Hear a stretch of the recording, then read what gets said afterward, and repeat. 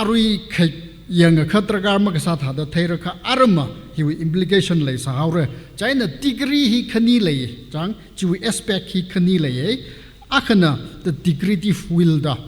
here decretive will here Rivrana chi tha da shock sak phulung ra da tha da chi shock phulung gi ji ne tha da mang chai ka pai for example Rivrana og thui sem khui ra da og thui sem khui Rivrana Israel now bingli yur akhasada awi miur akhasada kapong khui ra da kapong khui mang chai ka pai ne chang mang chai ka pai ne chi decretive chia Rivrana hi tha phulung ra da khak ta ga hai ju alungli shock khang sak ne ka khaniali permissive will chang shoki ki ji outside ko rang ngaran ping ga hai ji we alungli shock khang sak nei kha ji tha la mara khalia Rivrana an ka ji ka tha outsak ka ji ka tha outso ji an primary or basic author salaga shock khang sak maning la ta da mi wi outsak ai na ji tha da ra shock sak hai ngai chan jam sa da og thui li Rivrana Moray ma shock sak ngai mne kha thala la shock ai re permissive will Rivrana mayami khai ne chimani nga kha chamsa the sovereignty of God Rivrahi sasha pangsha bane shock nga sak sai goroji anane kala shock ta khlai sai goroji awi ka phaning awi khangaran malaila shock hai malailak mane jili shapshi duina sovereignty of God ta hoye China mina o cha shock hai morai razang khai Rivrawi khangaran maning mane gi abonga khlia mahang pai mane Rawi ka phaning khangran we alungli shock hai ne kha thalala ana primary author salaga shock khang sak maning kho chi tha da shock sak phulung ra da Rivrana shock sak hai ba maning mane ga jino wa ara predestination free will aina predestination ga ja tam ji translate thum theology le khani le ye Arminian aina Calvinist ta jang Arminius Jacobus kai kadam Jacobus to la hang bai Jacobus Arminius ta Armenia we na ji John Calvin da ani debate sa khang ro akhana mikumo we free will jili paisa akhana Rivrawi sovereignty li paisa laga debate khani le ta chi matai la kai na aju thum ne yang rum gi ji hi ani we debate jili rin laga yang rum haure China matai la kai ne ichum we Calvin we theological formulation li ana principle sada khalaya tui a khalaya acronym akha ichum na phaning pai la ka ji thada mnemonic jang ningphun la sa pai la ka ji tulip ta T for total depravity ta hangai mikumo hi a khalata khui khwai an khi kham sarar mane ka jine ka khaniali unconditional election jang Rivrana ichumli kapang khui hi nana khamatha sahawe ka ji wang maning la thada ana kapang khira da kapang khui ne condition malai mane ka jine ka thumali limited atonement hili ka deu kho objection lai bai ai Calvinism being wing a chili lang a take and rock at your lay sara, Kaikana hili, Mamia kangai, Calvinist Junkana hili Gadioka, soft samai hang away, Gia limited atonement. Jishu Christian itumli Timiga high Natang mi kawai Timiga high gaji, Anna Gabang hibahi hui Gabang quirada, and a hoquirada, Gabang quiga higher atum being with one tikamine gajine. Mang a dung of creeping with Vanga, Tikami Jili, awi shrup, Majantura, Javanga Mercali Calvinist Kaikana, Hyper Calvinist Kaikana, Rivrana Mugapon Quimada, Rivrana Alia Mugapon Quilla, my fully walk by Kapon Qui, Gajiwi, idea of Vahawi, Chigatawi, interpretation Aina Kava Aina Danga, Lay, Kaji, miles Sakame being the Jili. Mamia kangaila lai sara kagatumali kamadiali irresistible grace Rivrana hiba hili hui kami sampang sakra da hokwira da kapang khui ga haya ajia Rivrawi lukamashan hina da sampang khawai na li khamia tam ji tran li na mayam shokrar mane resist masarar mane jino irresistible grace chang now make up the perseverance of the saints nana akhashi do hui khami sampang ga hai ga ji hi ka tang ma vai la sampang ga hai ne ga ji ne whereas Armenian being the chi arui hang the clay point being jili pura direct opposite kasat lay ka opposite masala la kai khava matai kai no total depravity hi aponga khali Armenian being the lamaya khang dai khang rok va khikala je kha hui khami hi li Calvinist nava hui khami hi we alungli migumona sak shop we bang shop khikala malay mane ga jine kha Armenian being nava Rivrana itum li hog kwe adam ji tran li itum nang hanga laga itum no corporation mi laga hui khami sampang ka pai ne no corporate sagi ga jine no we part lay chang no we part lay chuwang aina athum implication li a jingli irresistible crazy la resist sa pai no khalanai pai ka bang khui pai ka jiwi ideally jiling atai khachi ka thali ngatai khangrok ne kala unlimited election jang kala athuma limited unconditional election athuma conditional election da bahawre kiwangla jaka ashma ithumna chili yang tamaman gi jaina thaire rana nali ka bang khui hi rana nali hui khami sampang khawai ho khui da ka bang khui hi an thaiwa hauda nana awi hui khami ji khui sangra to thaiwa hauda nali ka bang khui ne ji ne whereas Calvinism na ko khui ba wa tam gi thai ka la shit ka sang ba wa rana nali ka bang khui hauda nana khamaya ne whereas Armenian being nava rana na ka bang nana awi hui khami pau ka phachi khui sangra gi thaiwa hauda rana nali ka bang khui ne ji no khani ji wi khang dai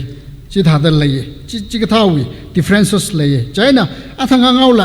Calvinist being na paisa da khlaiwa ari we rivrawi sovereignty jang rivrawi sovereignty li paisa laga matuira chi wi wang aina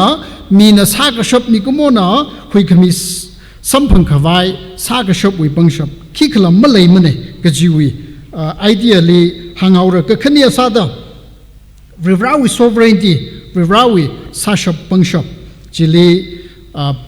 paisa laga athumna tamji thai chanjam sada ogu thui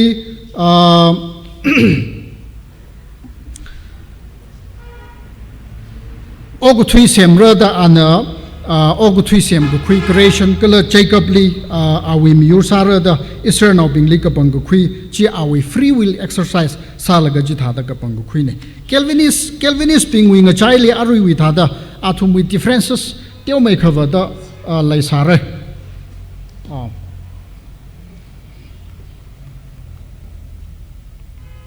aroi hiang se Calvinism wi nga chai li la athum wi shit ka sang teu mai kha soft sa khamai mild sa khamai kala athum wi interpretation li radical sa khamai ka chung kha ngai khangurok lai sa haura in hili mi haida khlai ba hi mild sa khamai mild sala ka haya Calvinism wi interpretation ne hila ka thai para arama ithum wi conclusion li implication li ka thai tarkar ka sa lai sa haura chamsa da athong wi definition jili thum na thai re ogu thui ma sem rang la kha vrivrana hi tha da rashok ra da ngaran sar ka hai ne ka ji ne ta tha kha vrivrana ogu thui ma sem rang la kha ngaran sar ka hai ji wi sequence ji ka tha da ana khangran sa khla ja kha in ogu thui sem ra laga ogu thui morally tatung haura chi tha kha in hi tha da hui mi naw ra ji ga maning kha in ogu thui hili hui khami sampang khawai apong akhang ran mi ra morally tatung sak laga chiwang ai na in ogu thui sem ra ta akvri ra wi ningli ka ji ban re khle gi jin wo chia vra maning thu da ki ban kha mathe wala maning la kai thum with theological formulation li ka tha da khuya kha vra wi sovereignty ba hi kala vrana awi tuili thumli phong mi ga hai ji cha pai mai kap khala chuna mai kap khala ga jiwi position ji defense ka sanwa China heli sub lapsarian da hoye athang itumna Calvinist wi nga chaili la itumna chamsa da limited atonement ga jiba hi shitsange kha hi ba chamsa da unlimited atonement but with limited application ka jang khatta jishu na og thui wi wangra thi khami hi ka pangkhui ka hai mi ka tiau khamang jiwi wang mang thi khami la omaning kha og thui sai ko ro wi wang thi khami na ta hang khale ga jini og thui sai ko ro wi wang thi khami na ta hange jiwi wang ai na og thui sai ko ro khui khami sam phang haw ro la ga jini ma sam phang mane ithum na thai tha kha rivrawi blanji mung shung thula ka jini wa anyhow rivrawi blanji ong shung phulung re chang ong shung phulung re te ithum na thai jiwi wang ai na ithum na heli abroad sada khalai hi unlimited atonement but with limited application jang with limited application ko tongu wi wang thi khami nei kha ana ka bang khui da ho khui ka haya athum mang na khui khami sam phang re jiwi wang ai na vrivra na kai khalia no mai fu valo da ko so sang hawe ka jiwi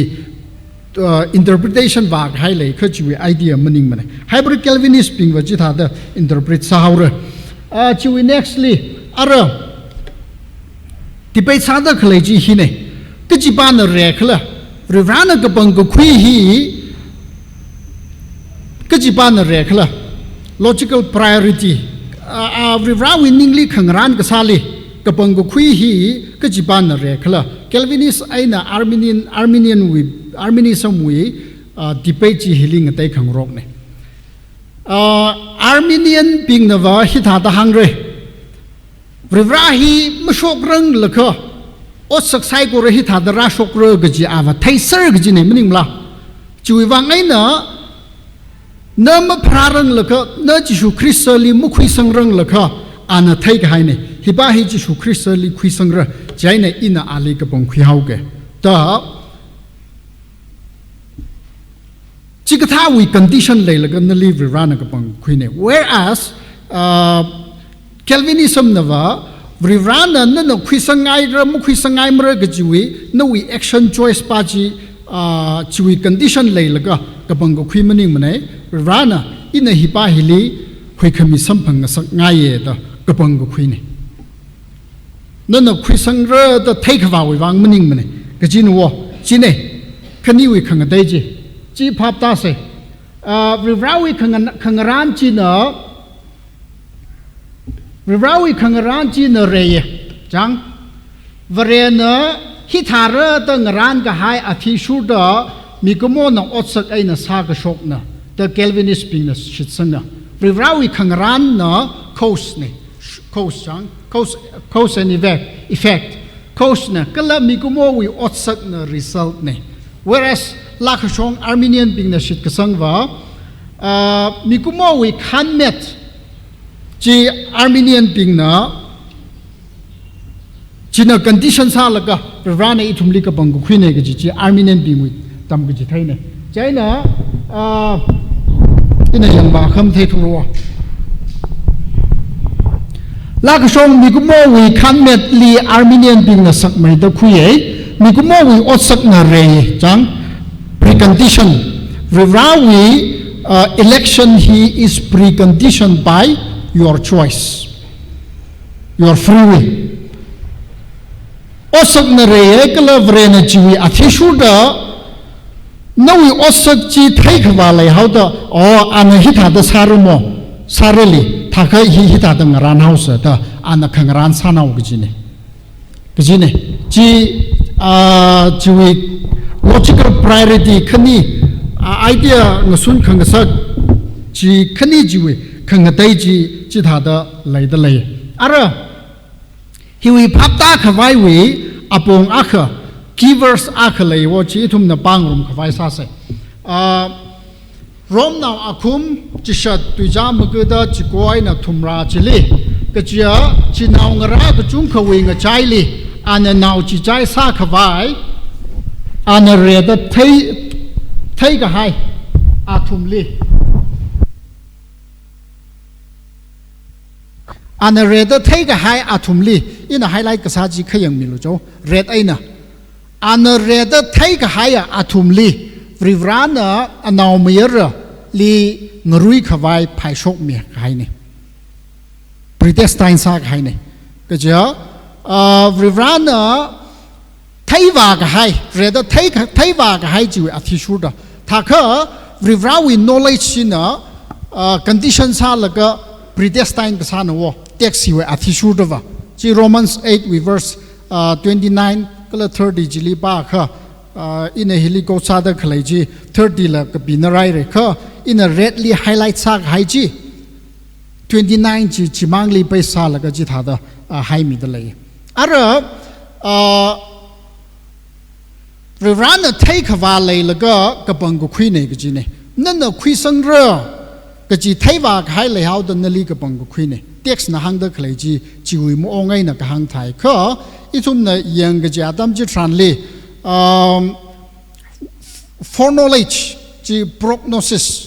ít hôm này là waiter prognosis sao bài mình là khi thà ra sốc rồi cái gì chăm sao đó chỉ có tha thấy cái vào lại là cái thùng li pretty cái sao vì vậy là chỉ về attitude cái chỉ về idea ấy nè cái hàng thà cái gì này có hili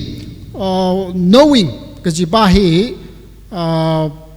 thấy cái vào mang li cái hàng mình này hi vợ vì vậy là active salak ấy nè participate cái sao intimate salak cái hay knowledge li cái hàng nữa Romans 8:29 li si jinda khlai aru foreknowledge cái gì ba hi foreknowledge cái gì này, rather thấy cái vào cái gì hi, foreknowledge, chỉ vì vang ấy nữa, ít hôm này Hebrew tụi cái là Greek tụi li God knowing or foreknow cái gì hi, foreknew cái gì vì tụi ba hi, intimate knowledge li cái hàng này, trái nằm ra khali ít hôm mùi sexual relation li là hi hàng này, hi sự gì này tụi ba hi, chỉ vì vang ấy nữa, he was just passive knowledge li cái hàng mình này. Khơi hiva active sala cái hay knowledge li cái hàng này chỉ vì cái khlat ba vợ vì vrana active sala cái na nali iwi sara的cái bằng của khui chỉ li cái hàng này know cái gì hi for knowledge cái gì ba hi trái na our choice of action li cái hàng này not just passive knowledge anh hít thở bom là cái ngan vào là cái thầy chỉ li meaning là các anh hít thở rồi đó ngaran cái hay apong shock cái sắc chỉ li Bible na shi jin da klai foreknowledge cái gì chỉ thà da shi cái jin này cái gì này ara China itum na thấy cái gì thấy cái gì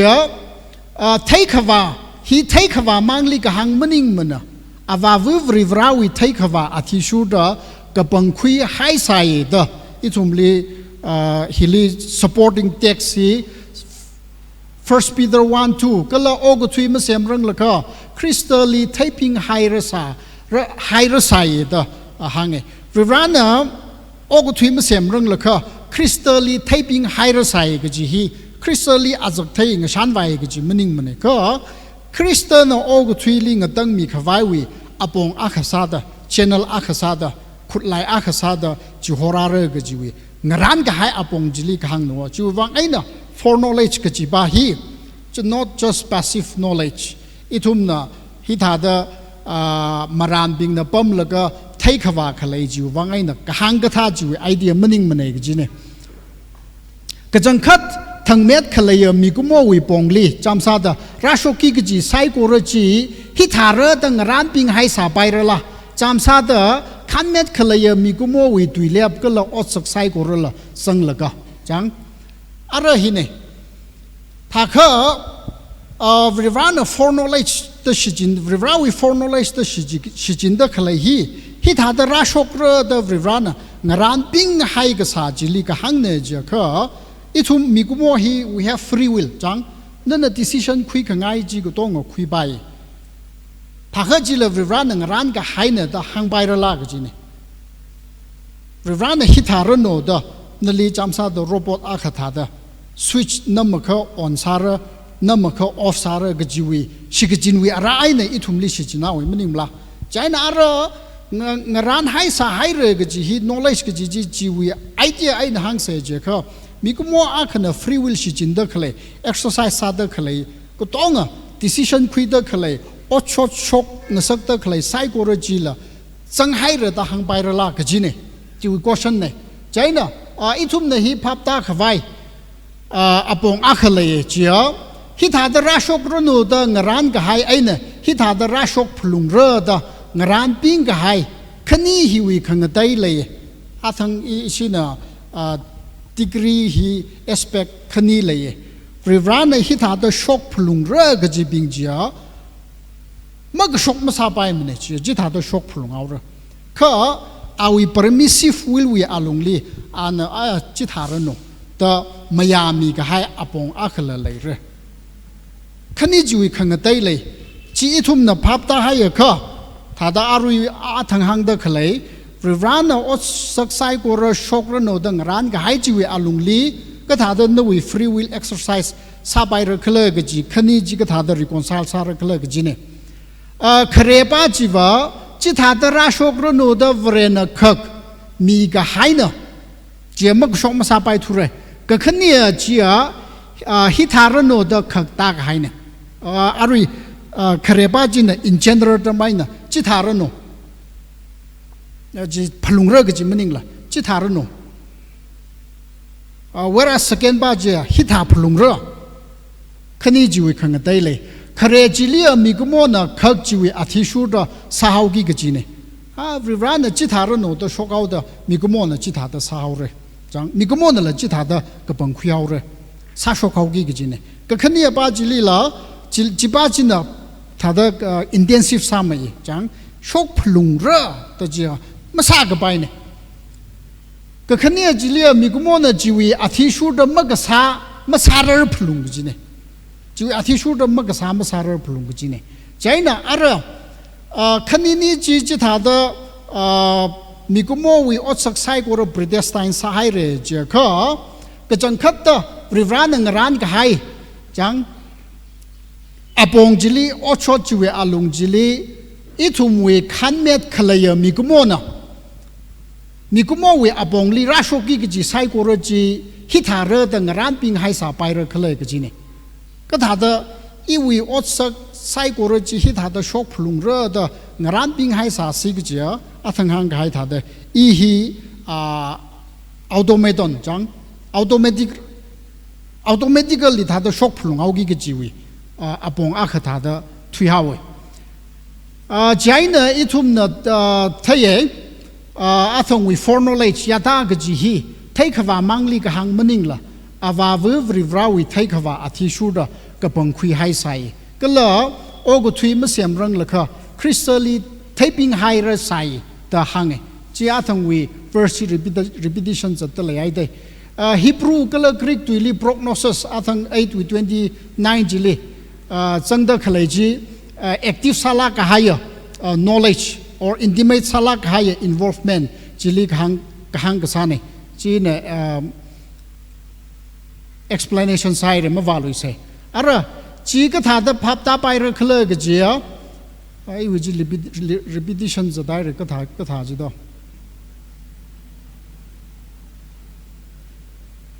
shu ko big base ka sa jili ngui gai ga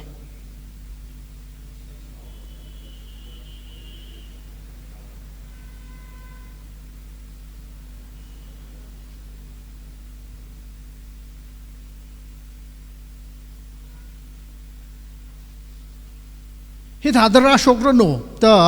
ngaran khai ai na hitadara shok phlung ra ka ji khani wi khangadai lei ara khani ji wi khangadai ji ka thada phap ta pai ra khlai ji ne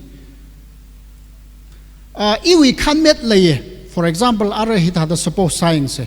I wi khanmet I wi free will lei ka ji wi ka khala ji khi ka ji khala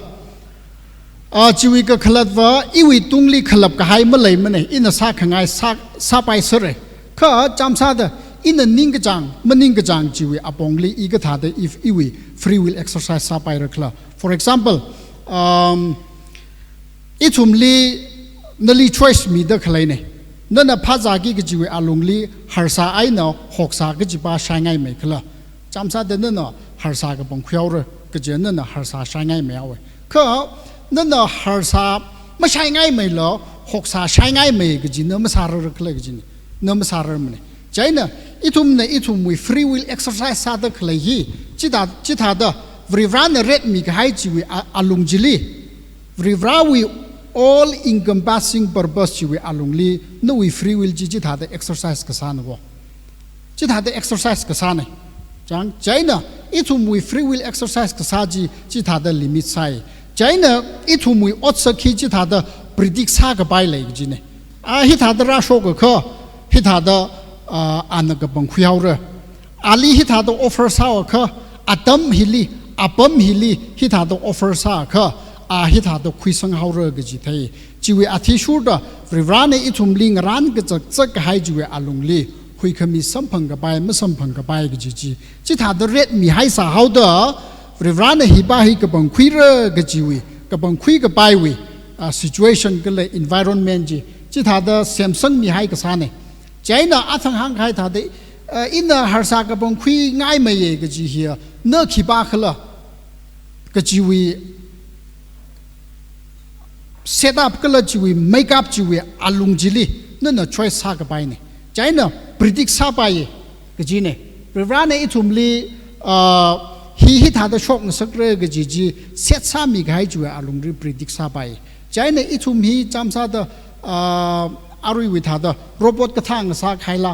มันนิ่งมันไหนอีทุ่มลี choice มีให้ได้ขเลยจิลีก็จะ free will exercise ซาได้ขเลยจิเวอาลุงจิลีสากับไปจิเวอาลุงจี choice คันนี้มีพลุงเรจิเวอาลุงจิลีสาพลุงเรก็จีเนี่ยใจเนี่ย choice มีให้ได้ขเลยจิเวอาลุงลีเช่นวันสาละก็ให้ยันเนี่ยวิ free will จิท่าได้ exercise ซาไปจีวิวาวิ all encompassing plan and purpose จิเวอาทิชูดราชกไปทิ้งจิลีวเรนเทยฮีเคยฮิบาฮีราชกนสักเรื่องกจีวเรนกับปังคุยฮิบาลีราอกทวิงสักเรื่องก็เลยกจีกท่าอัปมลีฮิบานพรากนสักเรื่องกจีไซโคโรจิท่าดอะไรคุยขมีวิปงลี salvation ลี apply science ริวานะโอกทวิลีกับปังคุยก็ให้อาทุมจีจิสุคริสต์ลีคุยสังพลุงเรื่องจีให้ข้าอีทุ่มน่ะหุยขมีวิเป้าหากชกวิตรการกษาขีเลยคือวังเลเจค่ะฟรีร้านน่ะกับบังคุยก็หายอาทุมเจีย ultimately หุยขมีสัมพังพลุงเร่ก็จีวิไอเดียนะวะใจน่ะหากชกวิตรการกษาเมื่อไหร่ทุ่มไม่ได้จำซาตัวหุยขมีปูปองลีฟรีร้านน่ะกับบังคุยก็หายบิงลีมีรินกเตอร์มีแล้วก็มหาพกมันเลยค่ะอีทุ่มวิ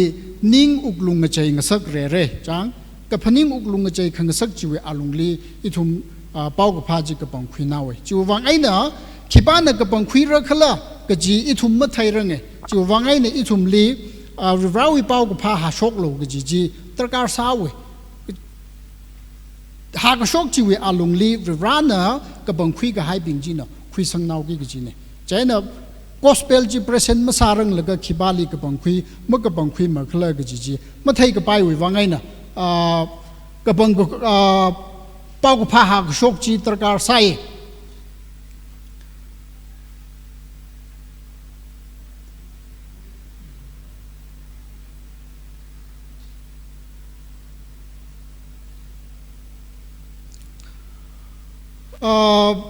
อะไร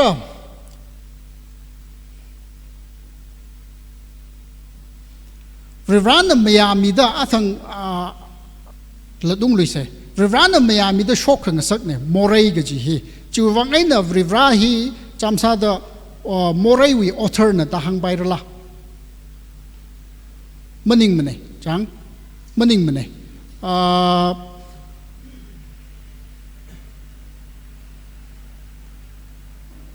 ข้ามายาขมีก็เลยโมเรย์มาซาขวายมะขามละคือว่าไงเนี่ยริวานเนี่ยโมเรย์มาซาขวายมะขามมีทุกข์ละก็จะอาดัมquestion งานขังหันอาดัมจีทรันลี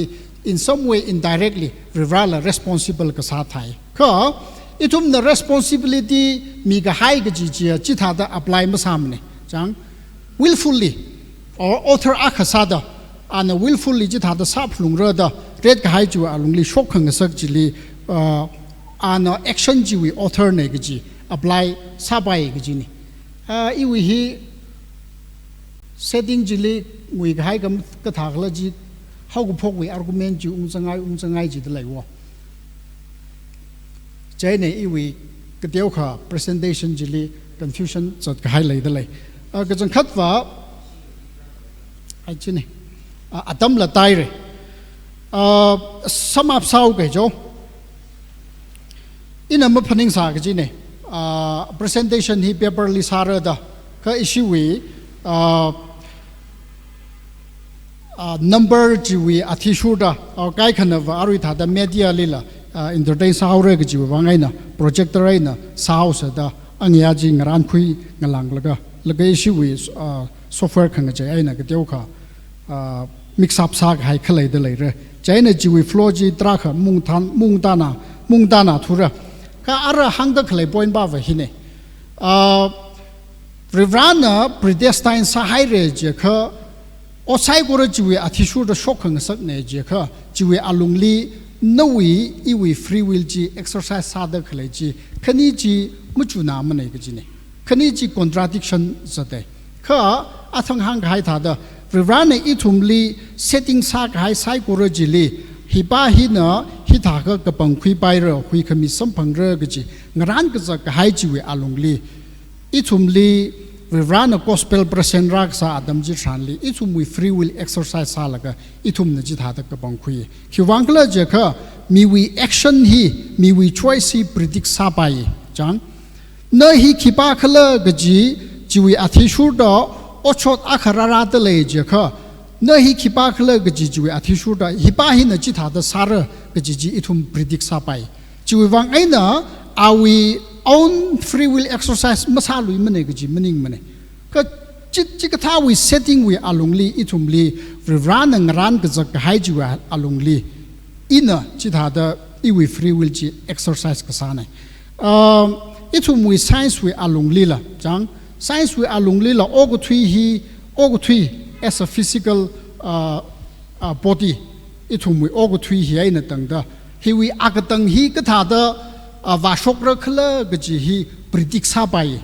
ô cái thui cái thà đó và tầng hậu cái gì khla cái gì hi scientist ping là predict sa pai chu wang ai na Stephen Hawking na Oxford University we physics we chair ko khuya ana maun sai re ana hang da quantum of physics ana lyric ka bi ji we alung li ana hang da the physical universe is predestined chang the physical universe ye na tang da predestined sai re